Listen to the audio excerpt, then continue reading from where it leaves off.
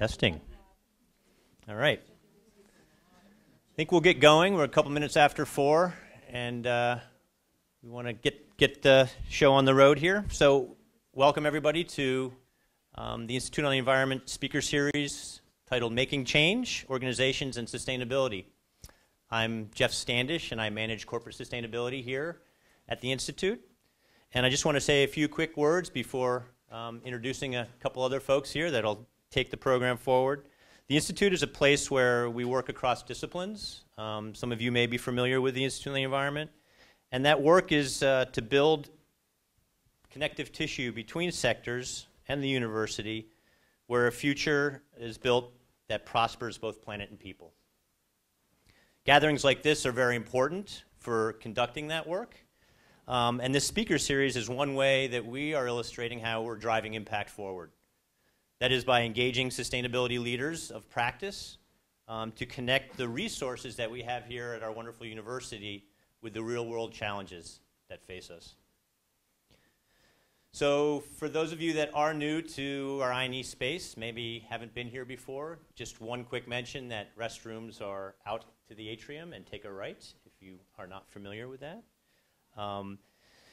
And I also want to make a quick mention that we're live streaming this event to our colleagues and collaborators up at the University of Minnesota Duluth. So hi to everybody up there. Glad you could join us by live stream. At this point, I just want to turn it over to my co-host, Dr. Tim Smith. Tim's a faculty member, as many of the students here know, in the Department of Bioproducts and Biosystems Engineering.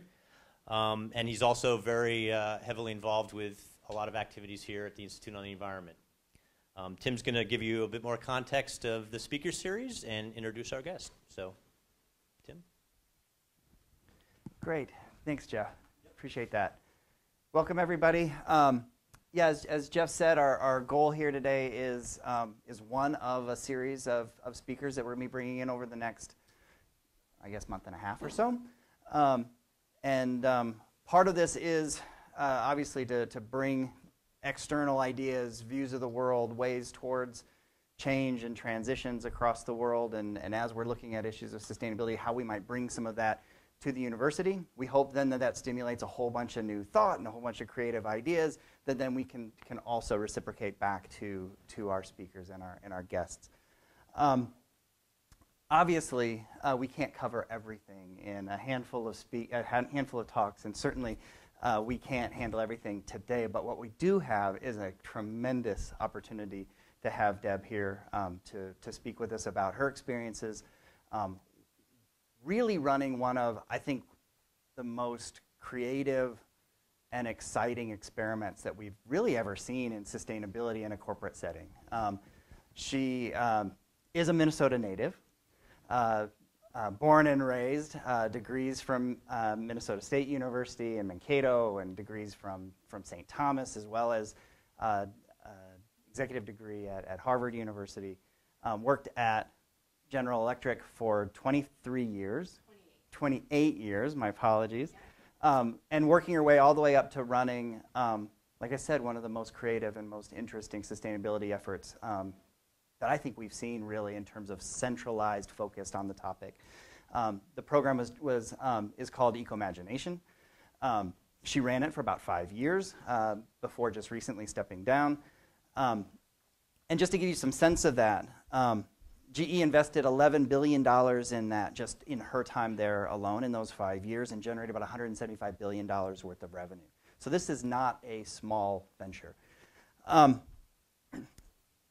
Obviously, you can't get to that place without winning and receiving multiple accolades. And I could go through this list of accolades because really everything from just about every Woman of the Year award in business and sustainability and energy and environment, Deb has won. So please join me in welcoming her. And again, thank you for being here.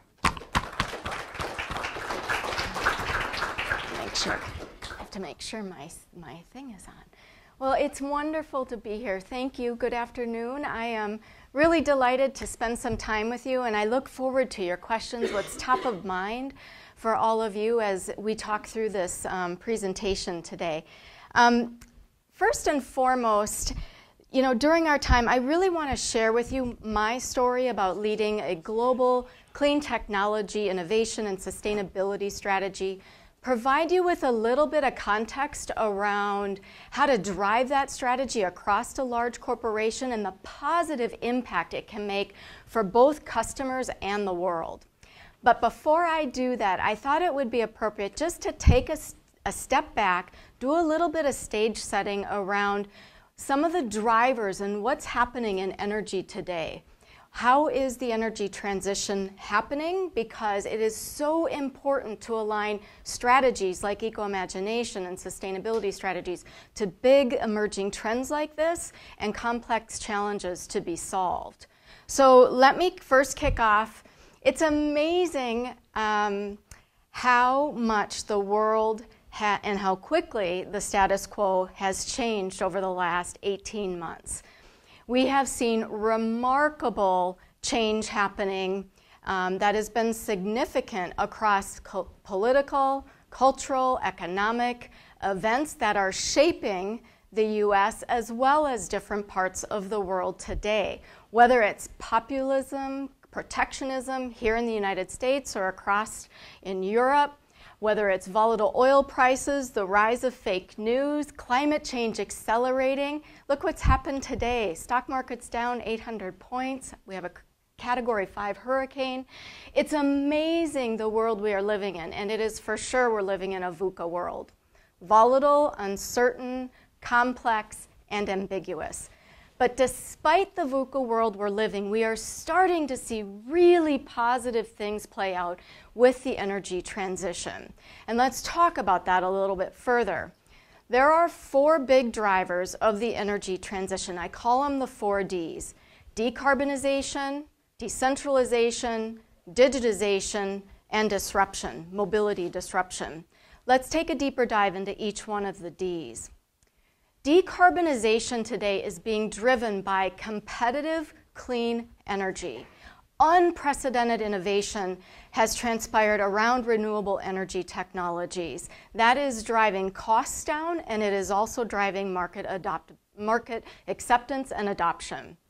Over the last decade, we have seen utility-scale solar purchase power agreements decline by 83%, and wind power purchase agreements decline by 71%. Economics matter. They drive the investment, they drive the costs down. Renewables today are not just mainstream, they are now competitive with conventional energy sources. What we are seeing is, of the electricity additions that are happening here in the United States and around the world, 50% of electricity additions today are coming from renewable technologies. In the next 5 years, that number is going to increase to 70%. And according to the International Energy Agency, they just came out with a renewable energy, their annual report. I haven't had a chance to dive into it in detail, but by 2023, we will see over 30% of the global energy mix from renewable technologies. It's amazing how fast this has happened. I know we're talking a decade plus here, but it is very fast when you're talking about changes in the energy transition. Now, there are still headwinds that we need to face into and we have to work on relative to the energy transition and renewable technologies, and that is U.S. federal policy, right, is not necessarily in favor. We've got to work through some of that.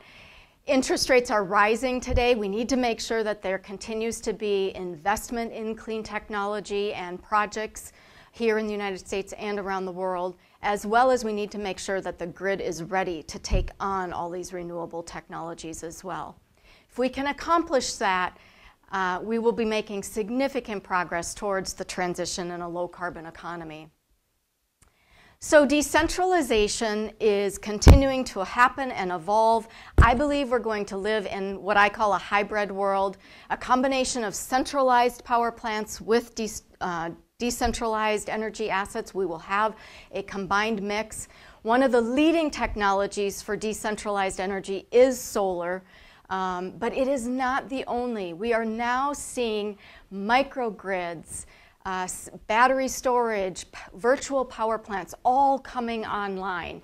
In the United States today, we have over 53 gigawatts of capacity of solar, and we have seen over the last decade about an average annual growth rate of 60%. That is going to continue to accelerate here in the United States and around the world. Just from last year's perspective, there was about 30% of those electricity capacity additions driven by solar, about another 11 gigawatts here in the United States. More impressively, globally, that number was 38% of capacity additions. 98 gigawatts of solar were deployed last year. That is more than coal, gas, and nuclear combined. So you can see the acceleration that is happening just around the world. Now, what's the headwind relative to distributed energy assets? We have to make sure that we are developing innovations, investing in systems that make both centralized and decentralized assets synergistic. It's a systems approach. It's an integrated system, and we need to work on technologies that make it flexible and reliable. And digital is going to do some of that for us. Digital is going to drive big transformation in industry, just like it's driven transformation in e-commerce with our iPhones, right? Look at how we interact with Amazon and other business models today that weren't even created 10 years ago.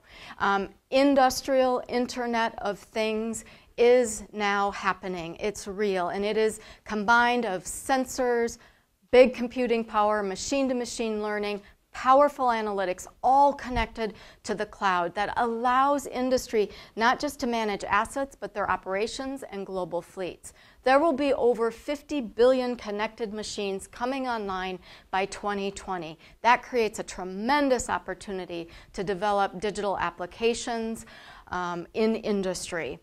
And when you do combine digital solutions with that hardware, you are allowing to maximize efficiency and resource productivity. You can reduce fuel, reduce carbon, reduce water. And because it's still the early days of the industrial internet, GE and Intel wrote a white paper called Digital Efficiency. We wanted to take just a hypothetical analysis around just deploying a handful of digital solutions across some key industries, power, aviation, ground transportation, to see what the benefits could be. And what we saw was over $80 billion in annual fuel savings, which would equate to almost 800 million metric tons of carbon being saved every year. Digital is going to be transformational to global industry and very, very important in the energy transition. When you have an innovation, you have to welcome disruption, and there is big disruption that's happening in mobility today. There is a convergence happening, and that's two industries coming together, transportation and energy coming together. The vehicles that we are driving and riding in today are more connected, cleaner, smarter than they've ever been before. We are seeing battery electric, plug-in hybrid models accelerating adoption because many models, the existing models, the ranges are getting longer, but we're also seeing lithium-ion battery costs come down substantially. They were down last year 23%, over the last 5 years 65%, and that is helping to accelerate adoption, making things a bit more cost-effective. I'm sure many of you saw in the news last month, there are now 4 million electric vehicles around the world. 1 million of them are here in the United States. And it will be less than 6 months now to have the next 1 million of electric vehicles on the road. The adoption curves are accelerating. And it's not just consumer vehicles, but it's commercial vehicles like buses and trucks and taxis as well. And I know many of you in the room think Tesla is the largest electrification manufacturer, but it's actually BYD, Build Your Own Dreams, out of China. They were a battery manufacturer at first, and now they have the capability. They are building buses, trucks, taxis in China, and you are now seeing BYD electric buses here in the United States as well. This is a really exciting space. It is going to take great minds, not just technology alone, but business model innovation as well. So when you're focused on things like the 4Ds and these big emerging trends, you need innovation to come from everywhere. It needs to be an ecosystem of innovation and great minds coming together to solve these challenges. And that means corporations, startups, government labs, universities coming together.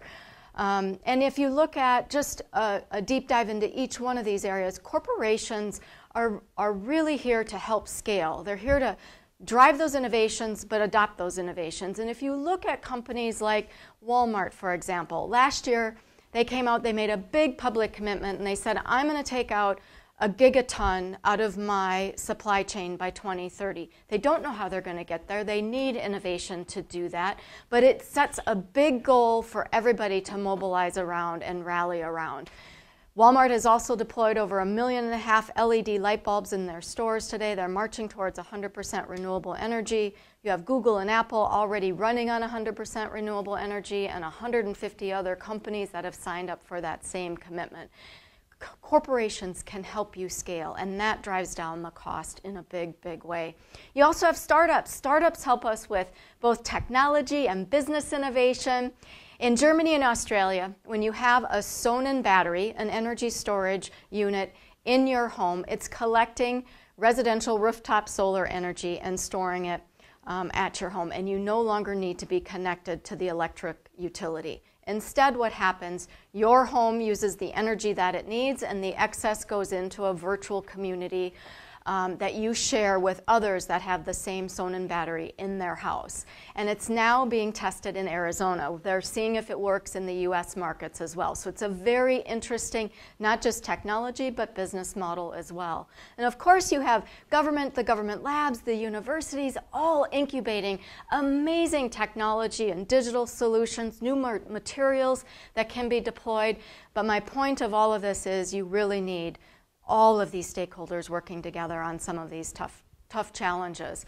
And it's these types of challenges that very much drove the strategy and the investment of Eco-Imagination. And now I'd like just to switch gears a little bit, now that I've done some stage setting for you, and talk a bit more about Eco-Imagination. The strategy, some of the learnings we've had, because as you go out into your career, these will be ideas for you to potentially deploy in the startup you're going to lead or the company you're going to join. So I wanted just to talk through that a little bit. So I'm going to highlight 5 big key areas. And the first one is bold vision, public commitments are very, very important.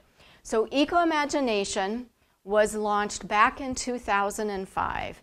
GE made a big public, put a stake in the ground, and they said, we believe in climate science. We want to be part of the solution. We are going to develop a new clean technology innovation strategy that helps our global customers achieve both economic and environmental outcomes in their business. And GE was very serious about this, so they put big public commitments in place and wanted to be very transparent to all stakeholders on whether there was going to be success or failure. There were 4 big goals. The first one was to grow clean technology innovation revenues faster than GE revenues to prove that customers were adopting these technology solutions. Wanted to grow at 2x to GE's revenues.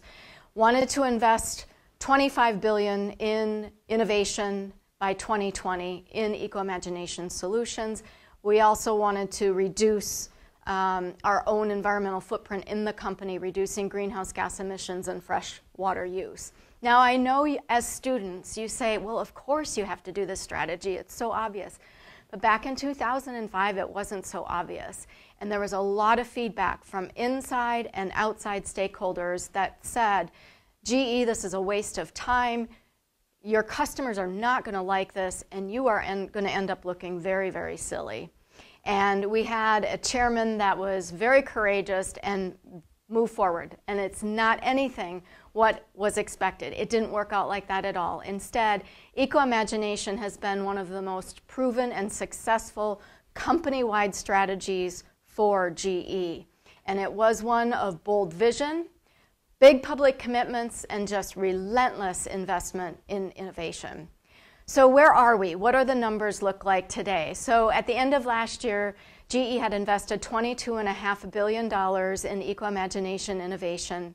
That has returned the company over $300 billion in revenue. It wasn't 2x growth, it was 4x growth. So a real proof point that customers were, in fact, adopting these technologies and they were making a big difference in their operation. GE, since launching eco-imagination, has reduced greenhouse gas emissions by 48% and freshwater use by 51%, and it has saved the company over $500 million.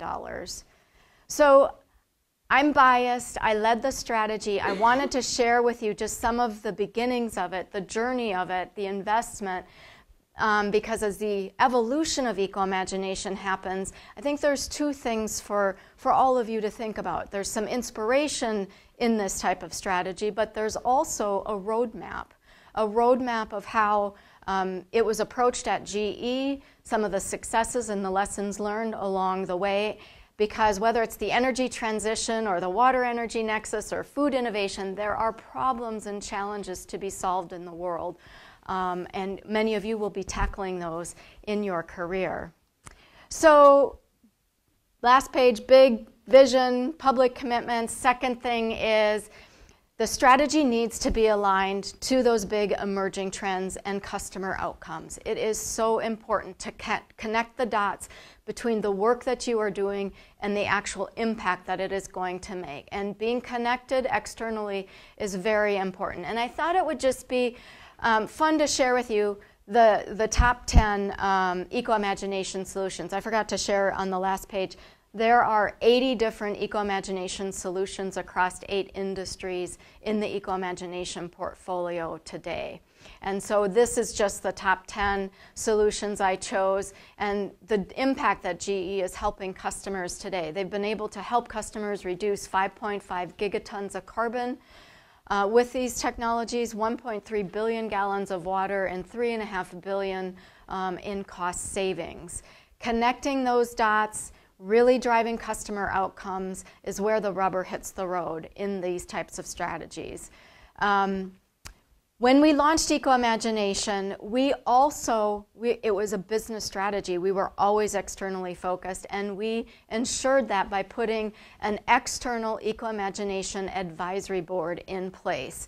They would meet with the chairman once a year, 8 prominent global CEOs, senior leaders from energy, water, carbon policy backgrounds that would help give insight into the strategy as we were making investments. They were very much, they're not a governance board, but they were a strategy board to help us, and their expertise was very insightful as we developed the strategy.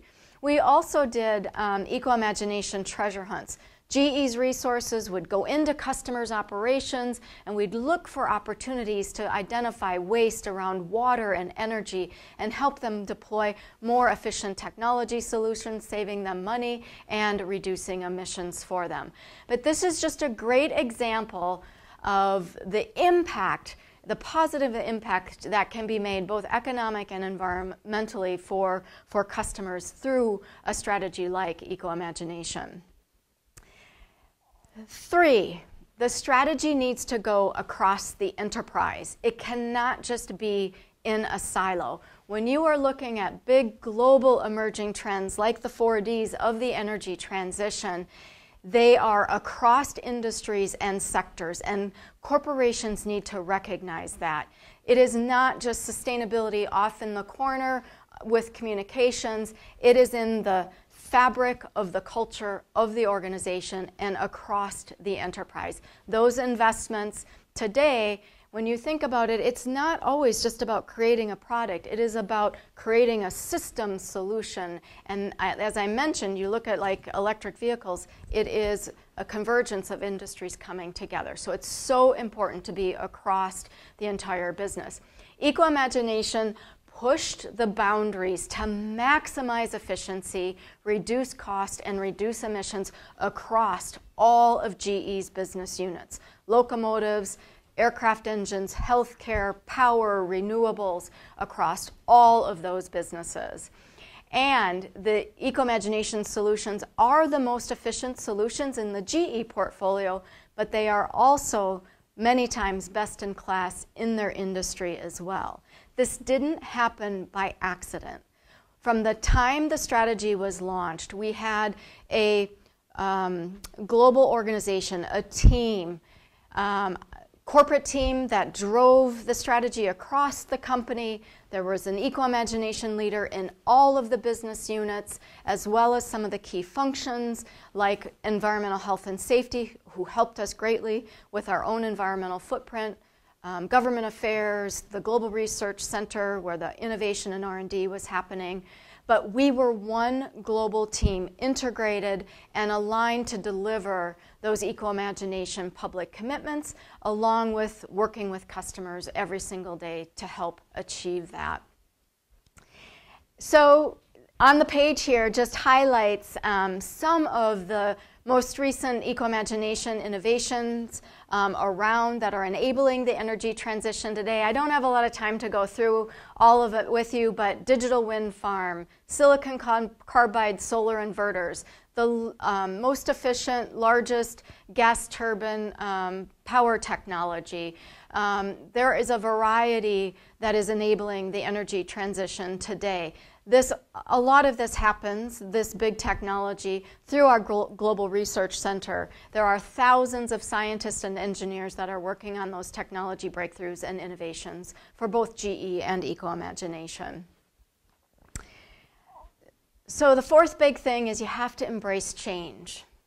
Have to embrace change. The world, the speed at which things are moving are unbelievable. Digital emerging technologies are transformational. And digital solutions today, they can help us with driving greater efficiency, helping to decarbonize faster, as well as we have new insights into data today that allows us to create new business models. GE was leading the way in the industrial internet. They built a whole platform called Predix platform, which is different than the consumer internet. This platform is designed to take in significant velocity, variety, volumes of data that is coming off big industrial machines. It's an open source platform, so customers can come in, third-party computer engineers, software engineers can develop apps in a safe and secure environment. I mentioned to you just on the last page, digital wind farm is an example of this, and that is comprised of a physical wind turbine along with a suite of digital applications built on the Predix platform. Digital wind farm turbine today has the opportunity to increase and boost energy output by over 20% and increase revenues for customers over the life of that wind farm. And that's what digital solutions can do. They allow us to have more efficiency, more clean energy output. And I don't want to go into a ton of detail, but just to give you some context, when I talk about digital and global fleets, GE has 35,000 wind turbines across 35 countries today. Having data off of each one of those wind turbines, weather, components, service data, real time, allows GE to develop predictive modeling called a digital twin. So you have a virtual wind turbine and you have a physical wind turbine. And in that predictive model, as you're getting all of that data that's coming in, you now have a closed loop kind of communication. So if you have to correct course, like there's weather that came up, you can do that in the virtual and make the physical work at the same time so you can maximize that peak performance. It's really incredible. It's making wind turbines smart and intelligent, and that is good for the environment. Digital is going to be a game changer for global industry, but a big part of the energy transition as well. 5, partnering is critical to your strategy. Opening yourselves up to collaborative networks, partnering on innovation to advance progress, and really try to create bigger outcomes together is part of that strategy. Eco-Imagination, during my time, we opened ourselves up. We leveraged all types of partnerships to allow us to go faster. First and foremost, we did several commercial partnerships with Fortune 100 companies that were like-minded, like GE, wanted innovation as a priority, sustainability, solve tough challenges together. One of our commercial partnerships were with Total, the French oil company. Total owns 65% of SunPower, a solar company. Total and Eco-Imagination wanted to look at opportunities to displace 1,300 gigawatts of diesel that is being used in global industry today. Could we create a solar gas hybrid solution, an energy as a service model, cleaner technology, lower cost, and start to displace some of this diesel that is so embedded in industry today? And we started in Africa, and the pilot is going, and there are many, many opportunities from here to continue to build out. But the thing is you're bringing great capabilities from each company that you wouldn't have alone, and so you can do things faster, and that's exactly what GE and Eco-Imagination and Total did. We also did a lot around collaborative innovation. Think about open innovation, crowdsourcing, hackathons, being able to solve maybe a bit more finite challenge, technology, design, business model, being able to tap into a global distributed workforce of engineers, entrepreneurs, innovators to help you solve some of those challenges, makes it complementary to your innovation strategy inside the company. So what we did is we partnered up with Saudi Aramco, the largest oil company in the world. We worked on a challenge in Saudi Arabia. Over 75% of the energy costs of their seawater desalination plants come from energy. There are over 1 million barrels of oil used every single day to power those desalination plants. And we said, how do you reduce energy consumption? How do you make it cleaner? So we went out to the world. We had 108 really good ideas from 33 different countries. We gave seed funding into the top 4 ideas so they could take their ideas a little bit further into prototype, and then venture investing could come in and take it from there. But it just shows you in a short amount of time the amazing ideas and talent that we were able to tap into that allows us to go faster, but in parallel path with the innovation that's happening internally as well. And of course, we did hackathons. We worked with California State University, the 8 different campuses and students. We brought the students in so they could develop on the Predix platform new digital apps that could help them save energy and water on the campus as well. So we also had a GE Ventures arm investing in startups, complementary technologies and business models to the GE and Eco-Imagination portfolio, but it just shows you the breadth of opportunity to partner and how important it is to help you advance progress more quickly and solve some of those tough challenges. Just remember, as you go out in your careers, not every idea comes from the 4 walls of your company. GE is a 126-year-old company co-founded by Thomas Edison. There's a lot of pride and heritage and history in the company, and opening yourselves up at times was a bit of a cultural shift. But we've made it, and you run parallel path, and you have your scientists work on the really complex challenges, and you can go out to this distributed workforce to help you solve some of the more finite challenges along the way. So just in summary and in closing, 5, I think, big key learnings and things for you to think about as you start your career. First and foremost, have the courage, big, bold vision, big public commitments, really help to mobilize stakeholders around a goal. What gets measured gets done. Big public commitments like what GE made with Eco-Imagination is just a great story.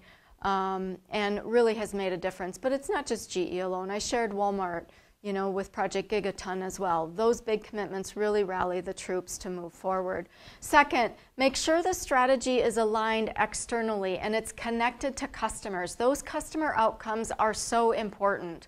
The footprint reduction that GE can do in their operations is very small when comparing 35,000 wind turbines out in the world today. So it is so important to be connected to your customers to drive that big impact and reduction of both economic and environmental savings for them. Corporate strategies need to run the enterprise. Don't do it in silos. It needs to be a fabric of the culture. You don't want sustainability off in the corner. You want it in the business. People get very excited about working on Eco-Imagination because we are changing the world. It gives the company purpose, and it is so important to have it across the enterprise because innovation today is across industry, it's across sectors, it's systems integrated, and so it's evolving fast and really emphasizes the need to have it across the enterprise. Opening yourself up to change and embracing change, that's what digital is all about, and new types of emerging technologies are transformational. When I started in Eco-Imagination, we didn't talk about digital, and here, 3 years into it, we have a whole platform. So you have to embrace change and look at the opportunity on what it can deliver to help you achieve your strategy and your goals. And then finally, opening yourselves up. Remember, not all ideas come from the four walls of your company. These ecosystems are here for us to tap into. It allows us to go faster. And you look at challenges like the energy transition. I am optimistic. We've made so much progress, but there is a lot of work to do and still a massive opportunity for all of us to work on, and the world can't wait. So I'm super excited to spend time with you. I'd love to know what's top of your mind, anything. I'm open. Tim and I are going to chat and then open it up to all of you as well. So thank you very much for letting me be here and sharing my story.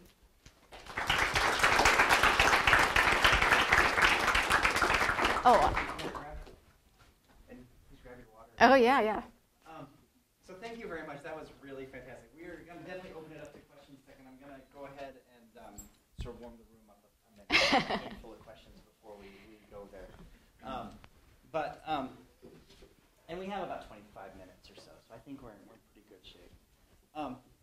But no, this is so exciting. I mean, I think we have this view of the world that we're not doing enough, we're not moving fast enough, our government's not reacting fast enough. We're not on a trajectory to get to the change that we want to be at. And then we hear talks like these, and we hear your story. And we hear about, and the way I sort of prefaced this earlier, about this organizational shift at GE to create this experiment. And I frame that experiment as really being the reorganization of sustainability initiatives into its own coordinated, consolidated business unit. Yep. Is that a reasonable way to characterize what Eco-Imagination was or is? Yes, it is. It is. I think what is so important and unique and a learning of Eco-Imagination relative to this is many times companies go out and they develop a strategy, but it's not necessarily aligned to the core business strategy. And at GE, the core business strategy from the days of Thomas Edison was always about innovation, always about innovation. This was always aligned. It was cleaner innovation. So there was a natural business strategy around it, and with a really big mission. The company went out, the chairman is very passionate about climate change, personally, professionally, wanted to help customers, and, having that mission. And then what he always did so well was, putting big, wild goals in place. And you had no idea how you were going to make it, right? But we can do anything. We can absolutely do anything. And, putting a bit of an organizational structure around it, and I'm not saying it was big, it's always been a pretty small, team. You worked you worked through people, right? You worked through influencing people. But, you know, I think that was the intention.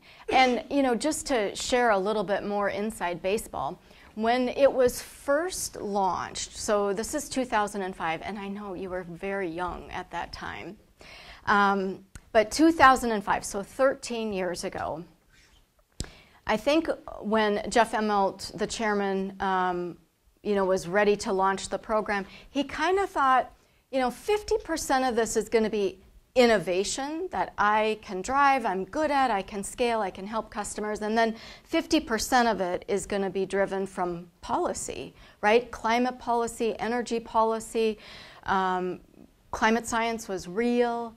None of the policy really happened, right? And what really happened as an inflection point as we were sitting 10 years in, you know, at the 10th anniversary, Jeff's like, this isn't what I thought would happen.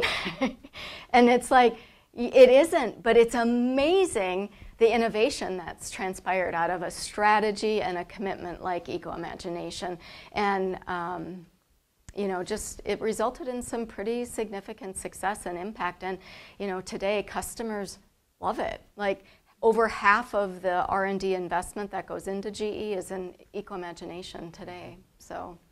No, that's great. I know a number of the students in the room today are struggling with some of the readings and other things that we've been focusing ourselves on. But there's been a lot of history over, I mean, the last 20, 30, 40 years, the conversation has really been about, does it pay to do sustainability kinds of stuff? Can you do it? Mm-hmm. And I think a lot of the transition is now starting to move towards how do you do it? Yeah. So we know that in some cases it can work, and we know in some cases it hasn't panned out as well for those individual firms. And so if you were to pull the curtain back even a little further, Eco-Imagination operated as its own business unit, and it also operated in conjunction with other business units, the core operations that did a lot of this innovation. Where does Eco-Innovation begin and end? Where does it start? And if Eco-Innovation wasn't part of that last 13 years, would these things have happened anyway, or where are those leverage points where you were able to pull? Yeah, it's a great question. And so Eco-Imagination was a business strategy. There was a corporate team to lead that strategy and make sure to deliver on those goals. But you were working through the business units to actually execute. And many of the Eco-Imagination leaders were in almost like a strategic marketing role. And they'd work with engineering, they'd work with product development, they'd work with the sales teams. What are the big emerging trends? Where did we need to make, you know, innovation investments?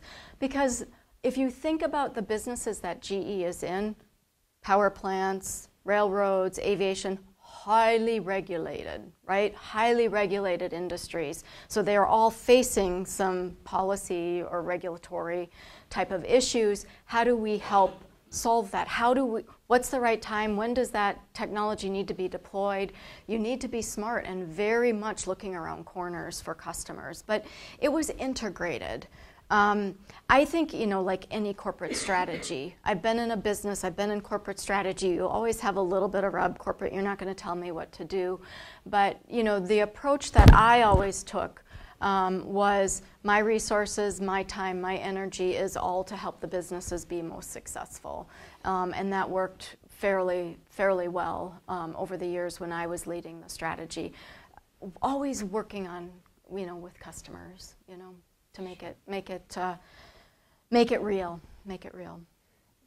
Now this is exciting, and obviously the way you frame the transition, in many ways you were framing it as being really fast. Like, look how quickly things are changing. It is. I know it seems slow, but it's fast. You know. Well, and most of the pushback we hear in the sustainability space is that these transitions take so long. I have to manage to my quarterly profits. I can't think 3, 5, 10 years out, and so many of these organizations don't have that kind of patience. And you put that up against the IPCC report that just came out earlier this week, and this idea that we need to see these kinds of radical changes by 2030 if we want to avoid these. We're not talking 50 or 2100, but we have to do these things really quickly. You know, where is it that we can take the model of Ecomagination, the way that GE was able to take those key findings, those key learnings from this, and where are some of those places where we can see that kind of acceleration? You know, not just around the edges of a sustainability team being a good consultant to the rest of the business, but where is it that resources flow in those directions, where investments can be harnessed in a way to take advantage of these sort of multiple objectives? Where do you see the future, I guess, in those? Yeah. So that's all great questions, and if I don't answer it appropriately, just keep plugging away here. So when you're looking at, let me just take a step back. When you're looking at big industries like energy and transportation, these are century-old industries, right? You've had the internal combustion engine for 100 years. You know, you've had fossil fuels for 100 years. It takes a lot of time. So a decade is fast, but to your point, trust me, every company they're on the quarter, right? And a lot of sustainability, climate change, this is over a long period of time. I think what is super exciting and accelerating, where I think companies, you know, what I've seen a little bit is, you know, all the work that's been done in a company like GE or some of its competitors where we are driving clean energy costs down. You know, 10 years ago, companies like, well, are the economics really there? I really need policy. I need that subsidy. Okay, maybe I'll try a little bit. Well, now there's no debate anymore. It's on parity with conventional energy sources. So the decision is much, much easier, and it's the right decision. And I think now it's even a bit of a pull because your generation is demanding it. I only want to go work for a company where they are doing the right thing by the planet. And companies are aware of that. If I want to attract and retain my talent, I have to be smart about some of these decisions. The other thing I want to just recognize a little bit, because one thing I do think GE and Ecomagination has done rather well, where I see some other companies give me a little bit of pause, and that is keep it simple. Keep it simple. Pick 2 or 3 goals to go out and achieve. Success breeds success, and build on it. I once had a technology company come in and just speak to the Ecomagination leaders at the annual meeting. They had 31 goals.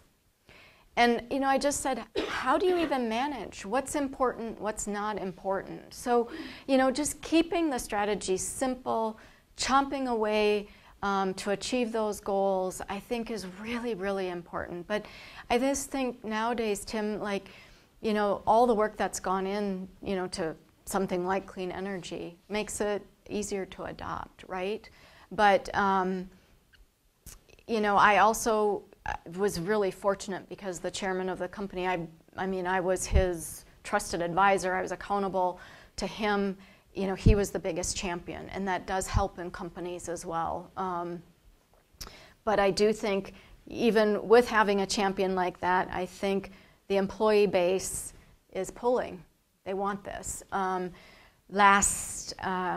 I guess almost a year ago at this time, we surveyed GE employees. 80% said Ecomagination's extremely important.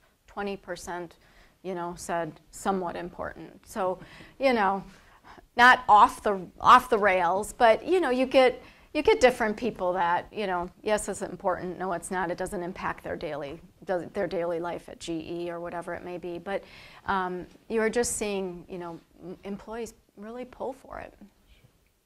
So one more question, and then I'll open it up to the room. But so we focus on you. So you were at GE 23 years. You then are posed with this question. 23 years, because then 5 years. Oh yes, he's building. Yes. Because you have 5 years of Ecomagination. Yes. So at 23 years, you're sitting there, and you have thousands of opportunities, I'm sure, at this point. I could do this, I could do that. You worked your way up the ladder. Mm-hmm. You wake up one day and you're like, I'm going to take over this sort of new to the world organization that's risky, that's uncertain. Yep. Are you crazy? How did you make that decision? I know. It didn't happen exactly like that. So maybe I should give the students a little bit more context. So I really had grown up in GE Capital, the financial services side of the business. And I'd been CEOs of businesses. I've been chief marketing officer, chief strategy officer. And at the time of the financial crisis, I was the chief commercial officer of the commercial fleet business. So we were leasing vehicles for company cars and all of that. And during that financial crisis, it was like no other time in my entire career. Market forces, we couldn't get money, we couldn't fund customers, we were cutting them off. I mean, it was, you really learn about yourself, your leadership in those times. It's the best learning ever, not that I want financial crises to happen to you, but you do really learn. And so the company went through this big thing. We lost half of the customers. We had to reinvent ourselves. And so the CEO and his boss both said, okay, you're tasked with business transformation. You're going to be the chief strategy officer. Go figure out some way to get ourselves back to #1 position.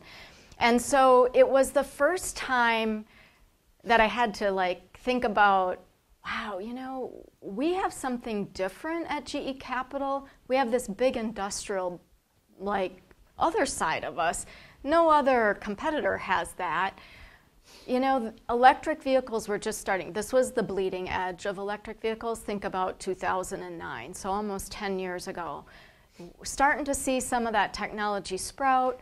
GE, all the way back to Edison. We have a lot of technology that could make that industry go. And so that was my push, was to bring much more of an enterprise GE solution to this particular segment. And I worked on a special project for Jeff Immelt, the chairman at the time. He really wanted, we had an investment in a battery manufacturer, and he wanted to put that battery in a domestic car and convert all of GE's own fleet. So I worked on that project. It didn't work out exactly like we anticipated, but we ended up converting 5,000 vehicles here in the United States, the company cars of the service and salespeople's, into Volts and C-Maxes, and we helped customers adopt those technologies as well, about 20,000 vehicles. Made a big public commitment about it. I ran that strategy. And then it doesn't work, a little inside baseball, doesn't exactly work like that.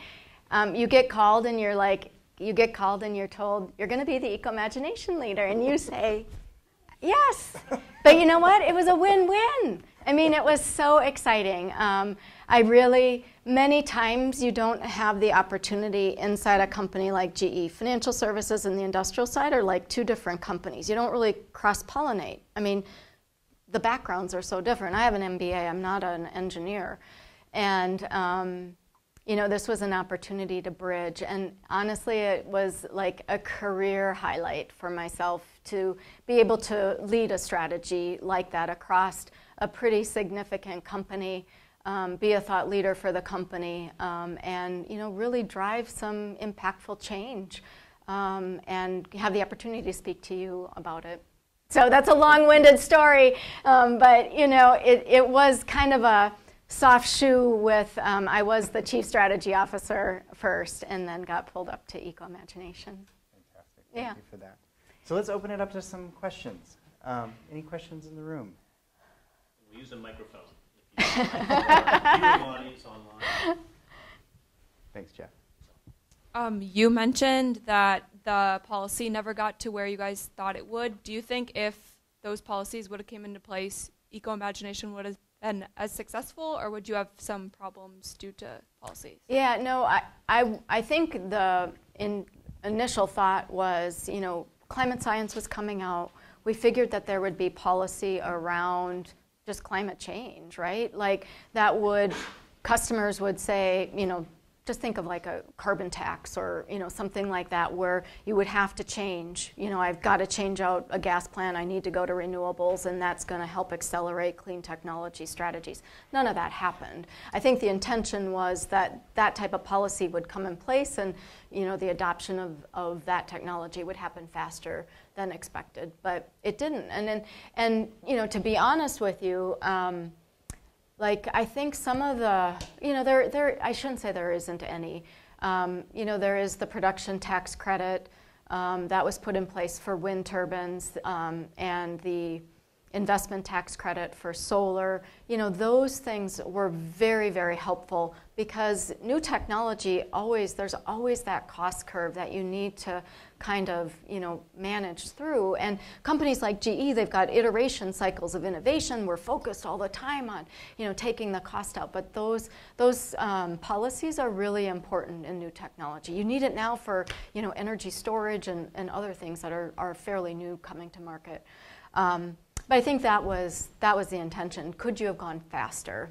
Could you have gone faster? And there's still a lot of talk, as you know, right, Tim? I mean, there's always talk about carbon tax and, where you kind of make things more on equal and parity, but just hasn't come through.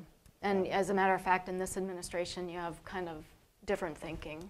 Yeah. Well, at the federal level, we can point very quickly to things that aren't working so well. But at the state and local level, we're seeing tons of change. And I think that's exactly what you're bringing up with the renewable portfolio standards that happen at a state level. And, well, the production tax credit's a federal issue. But yeah. And, but they're doing it smart, right? I mean, they've put a stake in the ground when it's going to sunset, so everybody needs to work hard to make sure, that it is no longer needed and the innovation is on parity. So, but yeah, the states are doing, just amazing. Minnesota's doing great work. California's doing great work. Hawaii have set out some good goals. So it's good to have that autonomy because we're seeing really good progress across the states.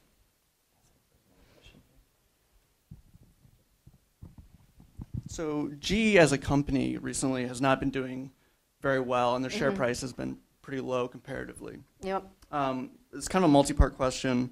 What is GE taking what's working with Eco-Imagination and applying it to the rest of the business and kind of communicating that optimism to like shareholders? And then the second part of the question is, how important is share price to Eco-Imagination? Yeah.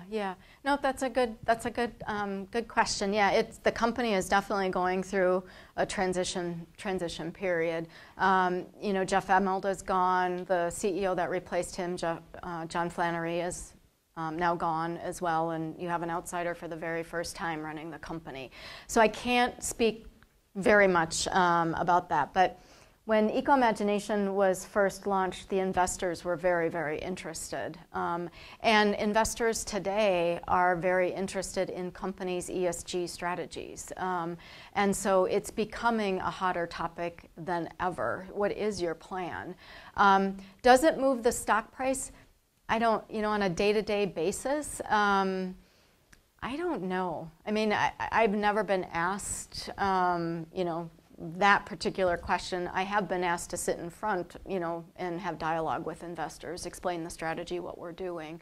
But I do think that all plays in, it gives the company, it's not just profit, it's purpose. And I think that's important to the investor world more than ever now, quite honestly. Did I answer all of your question? Okay.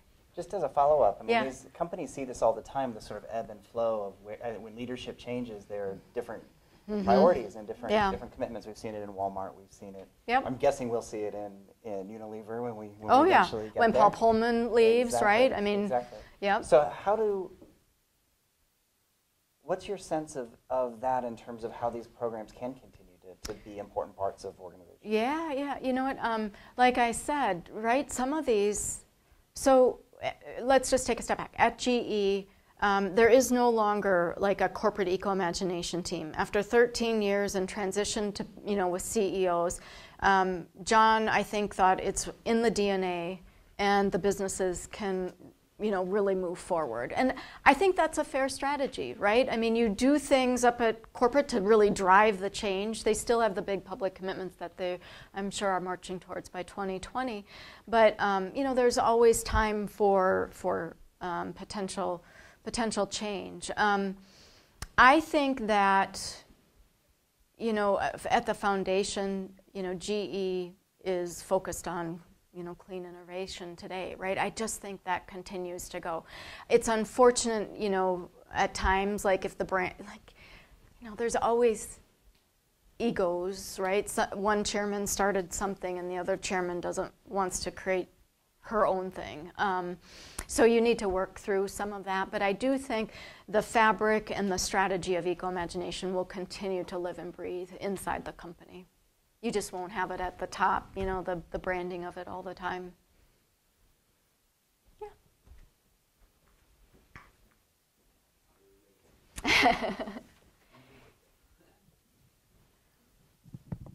Thanks. So you mentioned GE Ventures Yeah. kind of briefly, and I'm just curious, as a research institution with a lot of scientists doing various research and trying to, some of it's basic research that they don't want to commercialize, but some scientists obviously want to get their product to market. Yep. What lessons you learned from investing in a lot of early stage companies and also presumably working with scientists maybe in some of your partnerships outside of GE? What lessons do you have or advice for the people here to try to get their product outside of the university or their idea outside of the university and make sure that kind of their research on an ongoing basis is helpful to what companies are actually pursuing? Yeah, no, but that's a great question. So I think corporate ventures teams like the one at GE wouldn't do super early stage. They would do Series B and above kind of technologies, because I think GE's focus was always, how do I commercialize things as fast as I possibly can?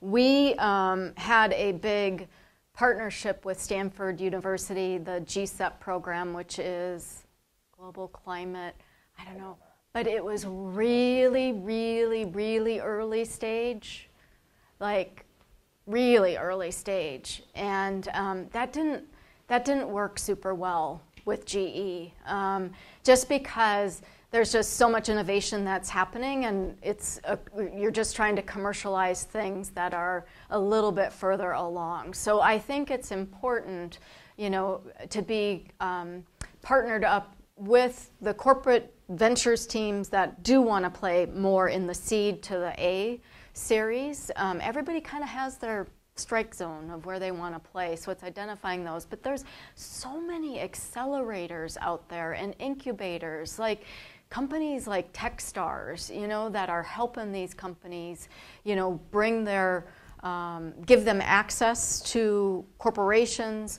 but their own team as well. I mean, there are so many different entities out there that can really help those early stage companies. But you know what? I mean, I think it's great. We had at GE, we had a lot of university partnerships. We talked through the areas that we were focusing on, and then take it from there. Where were we going to partner?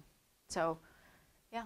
Wonderful. I think we have time for one or maybe two quick questions remaining, and then we'll have time after the formal presentation here, the formal format program, to be able to go have some snacks and chat some more.